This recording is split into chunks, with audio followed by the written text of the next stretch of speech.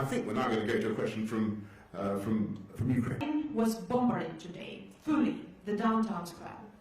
So you're talking about the stoicism of Ukrainian people, but Ukrainian women and Ukrainian children are in deep fear because of bombs and missiles which are going from the sky.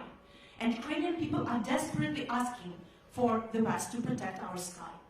We are asking for the no-fly zone. We are saying in response that it will trigger World War III. But what is the alternative, Mr. Prime Minister?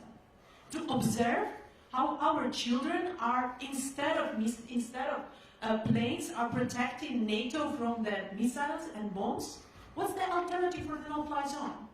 We have planes here, we have air defense system in Poland, in Romania. NATO has this air defense. At least this air defense could shield the western Ukraine, so that these children with women could come to the border. It's impossible now to cross the border. There are 30 kilometers of lines. Imagine crossing the border with a baby or with 2 children. And these are Ukrainian children who are there taking the hit. You're talking about more sanctions, Prime Minister, but Roman Abramovich is not sanctioned. He's in London.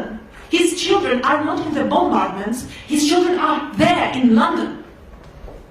Putin's children are in Netherlands, in Germany, in mansions. Where are all these mansions seized? I don't see that. I see that my family members, that my team members are saying that we are crying. We don't know where to run. This is what is happening, Prime Minister. Well, thank you very much for your questions, and thank you for getting here today. And I'm glad that you have been able to get here. And look, I just want to say that I'm acutely conscious that there is not enough that we can do as the UK government to help in the way that you want. And I've got to be honest about that.